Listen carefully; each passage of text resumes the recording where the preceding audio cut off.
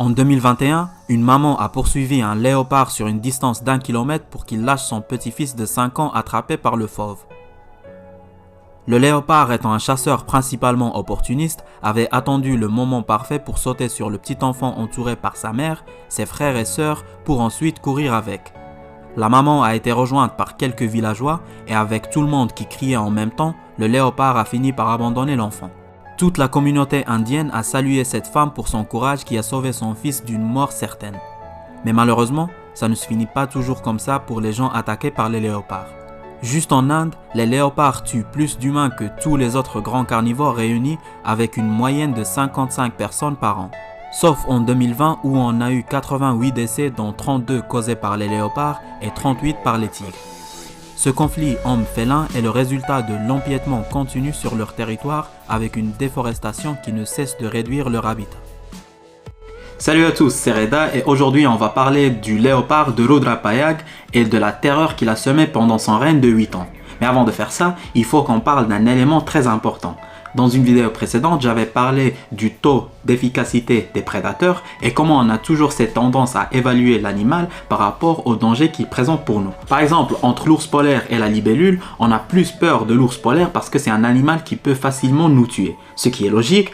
Mais juste à partir de ce critère, nous, on va le définir comme le prédateur le plus dangereux entre les deux, alors que ce n'est pas vrai. Donc pour mieux comprendre comment ça fonctionne, il faut qu'on recontextualise certains éléments et qu'on essaye de voir les choses de la perspective de ces prédateurs eux-mêmes et de la perspective de leur propre proie.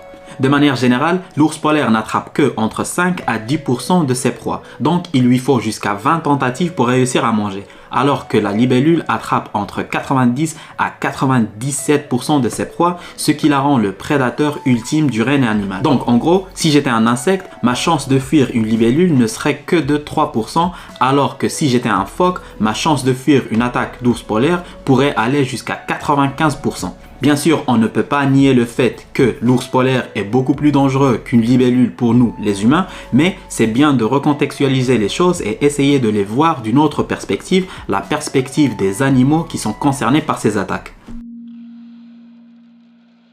Pourquoi je dis tout ça? Parce que malgré la petite taille du léopard, il reste le meilleur chasseur des 5 grands félins lorsqu'il s'agit du taux de succès dans la chasse qui est représenté par le ratio entre le nombre de tentatives et le nombre de proies attrapées. Le léopard est non seulement un chasseur très polyvalent, mais il est aussi très puissant. C'est le félin le plus puissant physiquement en Afrique, proportionnellement parlant. Ce qui veut dire, si tous les félins du continent africain avaient la même taille, le léopard les dominerait tous sans problème. Mais ce n'est pas le cas malheureusement pour lui.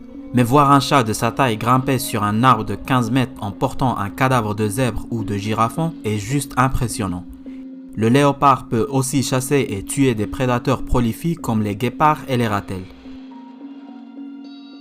Les chercheurs pensent que chaque léopard individuel est responsable d'environ 20 victimes par an. 20 victimes animales bien sûr. Les léopards mangent en moyenne environ un tiers de la carcasse de l'animal qu'ils tuent, ce qui équivaut à environ 400 kg de viande par léopard chaque année. Cela signifie que les léopards ont probablement besoin d'un peu plus d'1 kg de viande par jour. Les léopards lèchent souvent la fourrure de la carcasse de leur proie avant de se nourrir, en commençant par les cuisses ou la poitrine. Voici une histoire qu'on n'entend pas tous les jours. C'est l'histoire de l'ouvrier qui a fait un geste ultra héroïque pour sauver un léopard. L'homme dans la photo est un ouvrier qui s'est fait arracher le cuir chevelu par un léopard déchaîné. Et le cuir chevelu étant la peau recouvrant le crâne, contient beaucoup de vaisseaux sanguins. Donc, vous pouvez imaginer le niveau de dégâts causés par le félin. L'ouvrier a essayé de sauver le léopard qui avait attaqué 3 personnes dont une n'a malheureusement pas pu survivre. Et quand le monsieur a vu des flics sur le point de tirer sur le léopard, il s'est directement et sans hésitation mis entre eux et le léopard pour les empêcher de le tuer. Mais le léopard, qui ne joue pas avec les mêmes règles et qui ne comprend pas ce qui se passe d'un point de vue humain, a fini par attaquer l'homme qui a voulu le protéger, lui scalpant la tête et lui causant énormément de dégâts. L'ouvrier a survécu et il est dans un état stable et le léopard a été tranquillisé et transféré dans une réserve où il a été lâché. Aujourd'hui, on va parler du léopard de Rudraprayag qui était l'un des animaux les plus célèbres à cause de la terreur qu'il avait semée.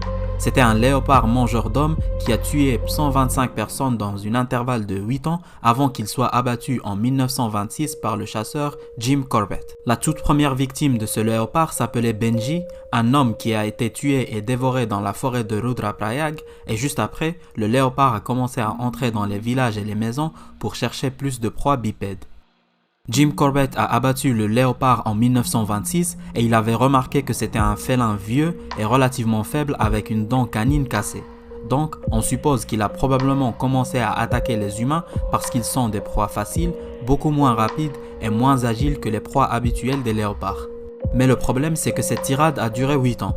Donc, le léopard était encore jeune quand il avait commencé son règne de terreur. Du coup, on est parti sur une autre supposition qui suggère que durant l'épidémie de la grippe espagnole qui avait frappé l'Inde, plusieurs cadavres ont été jetés dans les forêts au lieu d'être enterrés ou incinérés.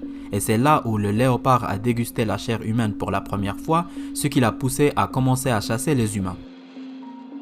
En Afrique, les léopards s'attaquent aux chimpanzés, aux autres petits primates et même aux gorilles qui sont beaucoup plus difficiles à chasser comparés aux humains. D'après une étude publiée sur The Journal of Human Evolution, on a trouvé des restes de plusieurs gorilles dans les excréments des léopards, donc c'est loin d'être juste un coup de chance, c'est plutôt quelque chose qui arrivait régulièrement.